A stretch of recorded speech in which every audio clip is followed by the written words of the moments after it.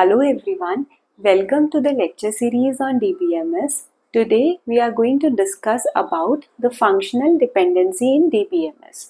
So now the functional dependency in DBMS is actually very similar to the functional dependency that we study in maths.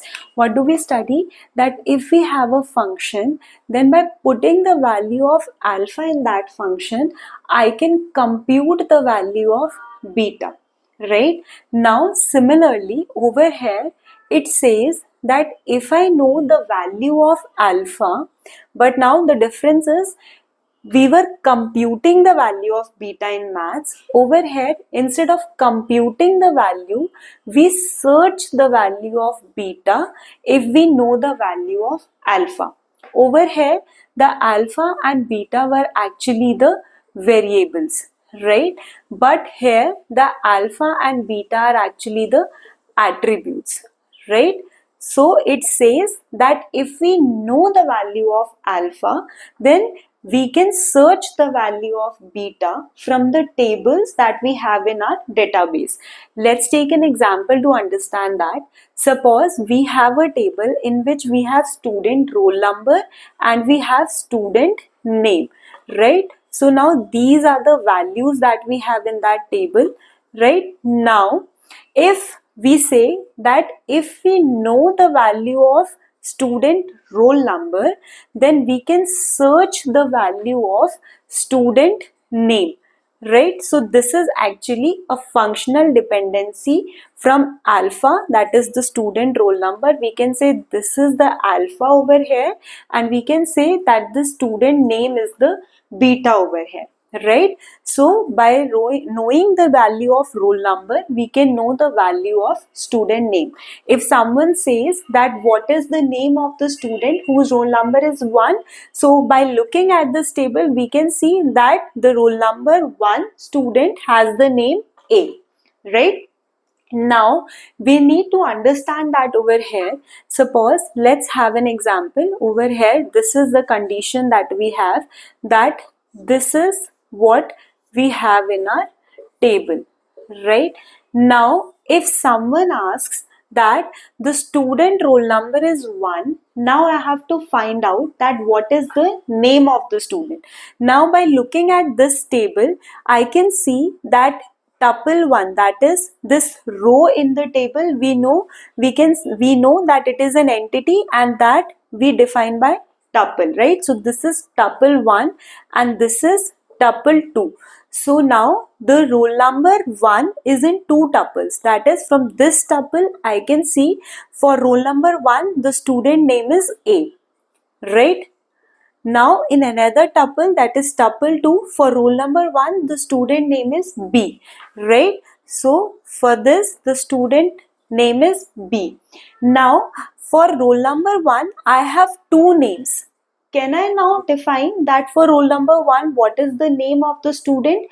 No, right? So this condition actually should not be happening. If we are saying that we from one attribute we are going to search the value of another attribute, so if this kind of a condition is happening, so we cannot do that, right? For one value of alpha, if we have two values of beta, so actually this condition we cannot permit, because the basic need of functional dependency is violating because of that. That is, by knowing the value of alpha, we are unable to know the value of beta, right? So how do we define it? We say that if value of alpha in tuple 1 is equal to the value of alpha in tuple 2, like over here in tuple 1 the value of alpha is 1, now in tuple 2 as well the value of alpha is 1, right? So if this is happening, so in this case the value of beta in tuple 1 must also be equal to the value of beta in tuple 2. That means if these two values are same, so in this case these two values also has to be same, right? So either it is going to be A or it is going to be B. So now this is fine, right? So now next understand one more case over here. Suppose now there are two students over here and this is the case now. Again, this is the student roll number and this is the student name, right? This is roll number and this is name. Now we know that we have two students, that is 1 and 2, and both the students have same name. Now if someone asks us that the roll number of student is 1, tell me the name of the student. Can I tell?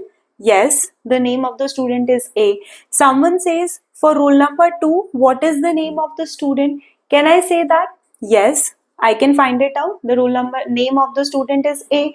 Is this possible that two students have same name? Yes, it is very much possible. So is this condition an issue? No, right? So we understood that for one value of alpha, we could not have two different values of beta, because in that case we were unable to find the value of, for one alpha we were unable to find the value of beta, right?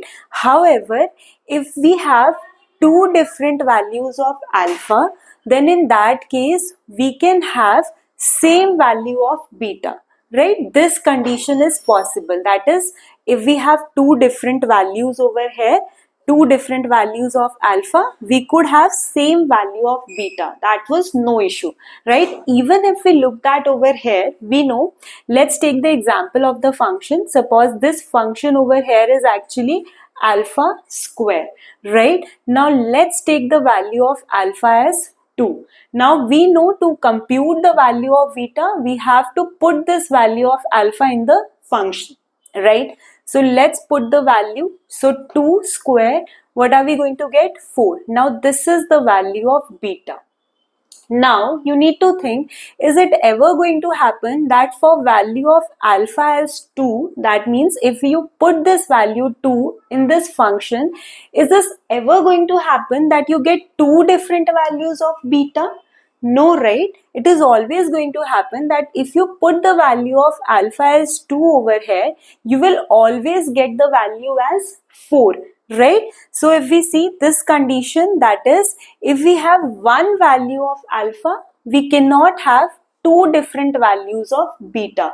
Although we have already understood that why we cannot have that in DBMS, but actually this rule we are following from this rule only, and that is why we took the name of functional dependency from here, right? Now let's see one more example. Now let's take the value of alpha as -2. Now let's put this value in this function. So -2 square, again what are we going to get? 4. Now we could see that for one value of alpha as 2 and one value of alpha as -2, we could get the very same value of beta, that is 4, that we had seen over here. That is, for two values of alpha, we could get the same value of beta, that is A, right? So actually these two rules were followed in this maths functional dependency as well, and we know now that these rules are mandatory and should be followed over here as well, and that is why the name functional dependency in DBMS that we took from there, right? Now one more thing we need to understand. Now we are saying that if we know the value of alpha, then we are going to search the value of beta. That means alpha actually is determining the value of beta, and hence it becomes determinant, and the value of beta is actually depending on the value of alpha, hence beta becomes the dependent, right? So this is the thing that we need to understand. Now there is one more concept that we should be knowing, that functional dependencies are of two types in DBMS, that is trivial functional dependency and non-trivial functional dependency. And we know the meaning of trivial is actually something that is not important, right? Let's understand with example that what are trivial dependencies. Suppose someone says that this is my roll number and this is my name, right? And by knowing that, someone says that okay, this is your name.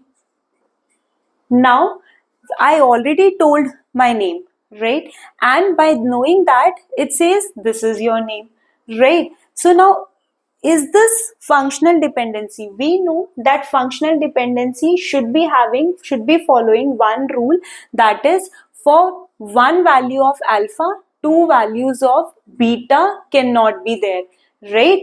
Now, if this particular rule is followed over here, then this becomes a valid functional dependency, right?